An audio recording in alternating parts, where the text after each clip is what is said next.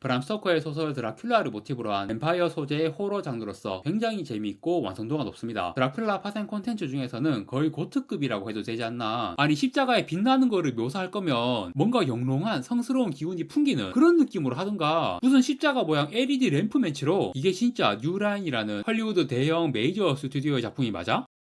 안녕하세요. 다양한 대중문화 콘텐츠를 리뷰하는 남자 모빈입니다. 이번 영상에서 리뷰할 작품은 2024년에 맥스로 공개된 호러 영화 살렘스 롯입니다. 이 영화는 굉장히 유명한 스티븐 킹의 동명 소설이 원작입니다. 캐리에 이어서 스티븐 킹의 두 번째 장편 소설로 공개가 된 작품이에요. 제가 이 소설을 엄청 좋아해서 이 영화도 상당히 기대를 했죠. 처음에는 극장용으로 제작이 된 걸로 알고 있거든요. 그런데 극장 개봉 일정이 계속 미뤄지더니 결국 극장에 걸리지 못하고 OTT 맥스로 스트리밍 공개가 되었습니다. 이유는 뭐 극장에 걸 만큼 완성도가 썩 괜찮지 않았기 때문이겠죠. 당연히 한국에서도 극장 개봉은 안 하고 VOD로 출시가 되더라고요. 저는 어쨌든 원작 소설의 팬이니까 이 영화도 보기는 봐야겠다고 생각하고 있어서 VOD 결제할 타이밍을 보고 있었는데요. 갑자기 쿠팡 플레이에서 HBO 작품들 서비스를 시작해서 살렘스 롯도 올라왔길래 이번에 보고 리뷰를 하게 되었습니다. 자, 이거 원작 소설이 스티븐 킹의 초기 작품이고 브람 스토커의 소설 드라큘라를 모티브로 한 뱀파이어 소재의 호러 장르로서 굉장히 재미있고 완성도가 높습니다. 드라큘라 파생 콘텐츠 중에서는 거의 고트급이라고 해도 되지 않나, 그런 유명한 작품이기 때문에 당연히 예전에도 몇 번 실사화가 되었어요. 살렘스 롯의 실사화 작품 중에서 가장 유명한 게 1979년에 나온 토브 후퍼 감독의 작품입니다. 이거는 극장용 영화가 아니라 TV 미니 시리즈 형식으로 제작이 되었어요. 총 3시간 정도의 분량입니다. 한국에서도 공포의 별장이라는 제목으로 방영이 되었는데 3시간짜리를 2부작으로 나눠서 방영을 한 걸로 알고 있습니다. 극장용 영화는 아니지만 이 작품이 그래도 호러 장르에서는 나름대로 센세이셔널한 반응이 있었습니다. 특히 어린이 뱀파이어가 창문 밖으로 쭉 날아와서 막 이렇게 손짓하는 그 장면의 임팩트가 뭐 엑소시스트의 스파이더 워크 그런 장면에 비할 바는 아니지만 나름 호러 장르에서 꽤 유명한 명장면으로 알려져 있습니다. 그리고 2004년에도 실사 작품이 나왔어요. 2004년작도 1979년작과 마찬가지로 3시간 분량의 미니 시리즈고요. 애초에 원작 내용이 영화 한 편으로 만들기에는 방대한 분량입니다. 그래서 이렇게 3시간 정도 분량으로 나왔던 거예요. 그런데 이번에 맥스로 공개된 살렘스 롯은 상영 시간이 2시간도 안 됩니다. 평이 굉장히 안 좋은데 그 이후에 절반 이상 비중을 차지하는 게 바로 이 짧은 상영 시간인 것 같습니다. 이거를 2시간도 안 되는 영화 한 편으로 만든다는 것 자체가 너무 무리수인 기획이에요. 극장용 영화로 만들었는데 결국 극장에 걸지도 못하고 OTT로 풀렸습니다. 이럴 거면 처음부터 OTT 드라마로 제작하는 게 훨씬 나았죠. 한 4부작 정도 드라마로 했으면 괜찮았을 것 같아요. 아니면 그것처럼 영화를 1편, 2편 나눠서 개봉을 하든가. 그것이 호러 장르로는 역대급으로 흥행 대박이 났잖아요. 살렘스 롯도 그것이랑 동일하게 워너가 투자 배급하고 유라인이 제작하는 작품인데, 그리고 감독인 게리 도버먼이 그것 각본가예요. 살렘스 롯도 그것이랑 동일한 방식으로 2편으로 나눠서 만들었어야 그나마 좋은 작품으로 나올 가능성이 있는 건데, 아무리 그것이 흥행에 성공했다고 해도 호러 장르의 영화를 2편짜리 대작으로 만드는 걸 연속으로 시도하는 게 워너 뉴라인이라도 쉽지는 않았나 봅니다. 그래서 결국 2시간도 안 되는 한 편짜리 영화로 만들게 된 게 너무 결정적인 패착이 된 셈이죠. 살렘스 롯을 2시간도 안 되는 분량으로 만들어버리니까 근본적으로 내용에 자연스러운 연결이 하나도 안 돼요. 제가 특히 이 작품의 원작 소설에 매료되었던 결정적인 이유가 차근차근 진행되는 빌드업이거든요. 저는 특히 호러 장르에서 평화로웠던 세계가 서서히 붕괴되어가는 그 빌드업의 과정을 제일 좋아하거든요. 특히 소규모 지역 커뮤니티에서 벌어지는 사건들, 되게 평화로운 마을인데 뭔가 작은 사건들이 하나씩 터지면서 서서히 불길한 분위기가 퍼져나가고, 그 와중에 주인공이나 주요 인물들이 이거는 사소한 일이 아니라 진짜 큰일 날 것 같다고 마을 사람들에게 경고하지만 다들 무시하는 반응, 그렇게 제대로 대응할 수 있는 골든타임이 지나버리고 이제는 걷잡을 수 없는 파멸로 나아가는 그런 전개. 제가 그런 스토리의 작품을 진짜 좋아해요. 살렘스 롯이 딱 그런 스토리의 가장 모범적인 작품이라고 할 수 있고요. 이런 작품에서는 정말 조금씩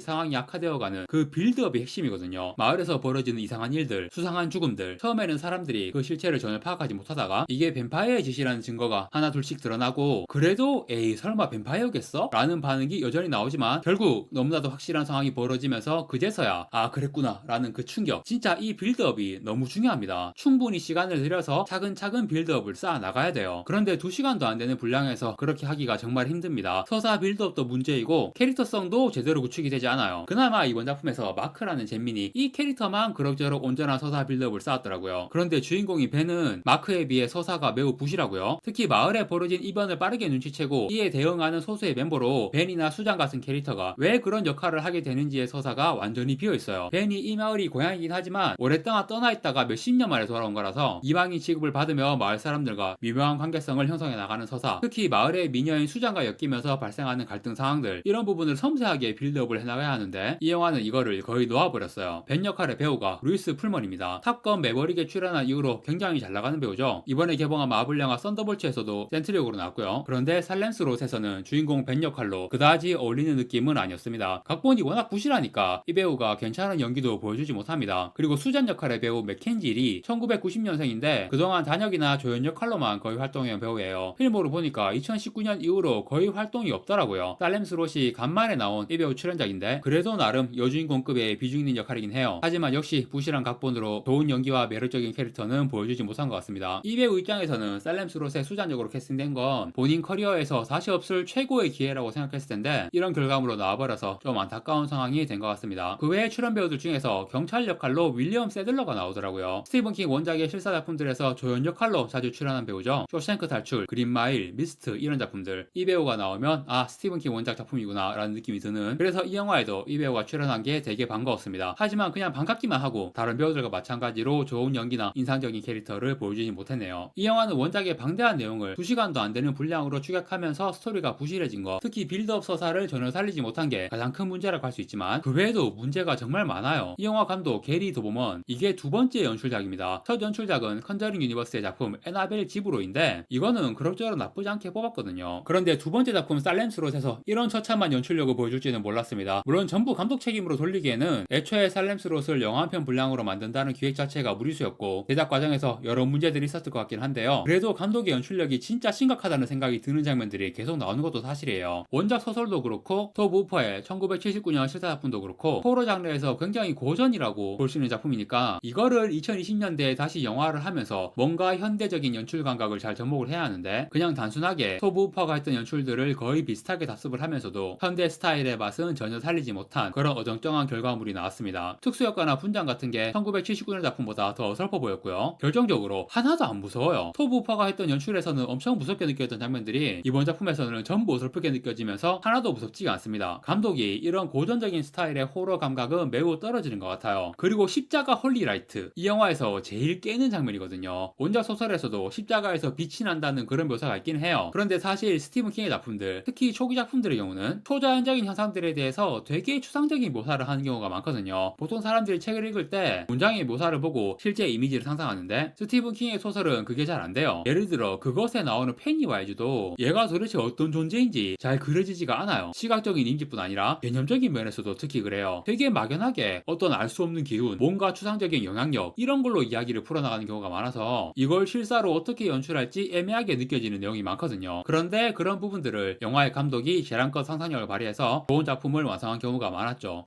1979년작에서 토브 우퍼가 했던 방식들이 진짜 괜찮았어요. 그런데 십자가에서 빛이 나는 묘사는 토브 우퍼도 포기를 했습니다. 너무 짜치잖아. 이거를 그런데 이번 작품에서 저는 처음에는 무슨 십자가 모양의 전등인 줄 알았어요. 아니 십자가에 빛나는 거를 묘사할 거면 뭔가 영롱한 성스러운 기운이 풍기는 그런 느낌으로 하든가 무슨 십자가 모양 LED 램프 매치로 초자연적이거나 성스러운 느낌이 전혀 없는 거야. 그냥 좀 뭐랄까 할 말을 읽게 만드는 장면이었습니다. 너무 짜쳐요. 이게 진짜 뉴라인이라는 헐리우드 대형 메이저 스튜디오의 작품이 맞아? 진짜 삼류 영세 스튜디오에서 만든 것 같은 그런 느낌의 장면들이 계속 나와요. 평이 안 좋다는 걸 알고 봐서 기대치가 낮았지만 그럼에도 당황스러울 만큼 실망스러운 순간들이 많았습니다. 원작 소설의 팬으로서 너무 안타까운 결과물이지만 1979년작과 2004년작 과거에 나온 괜찮은 실사 작품이 두 개나 있다는 걸로 위안을 삼아야겠죠. 그리고 살렘스 롯의 내용을 대놓고 오마주한 일본 소설 시기라는 작품이 있거든요. 이것도 진짜 재밌어요. 언젠가는 일본에서 시기를 실사하지 않을까 기대를 하고 있습니다. 특히 최근에 간니발이라는 식인 소재의 일본 드라마를 되게 재밌게 봐서 딱 간니발 같은 분위기와 완성도로 시기의 실사 드라마가 나오면 진짜 너무 재밌을 것 같거든요. 제발 시기 좀 실사화해주세요. 뱀파이어 장르의 팬으로서 간절히 소망합니다. 네, 영화 살렘스 롯의 리뷰는 여기까지 하고 마무리하겠습니다. 구독과 좋아요 부탁드립니다. 시청해주셔서 감사합니다.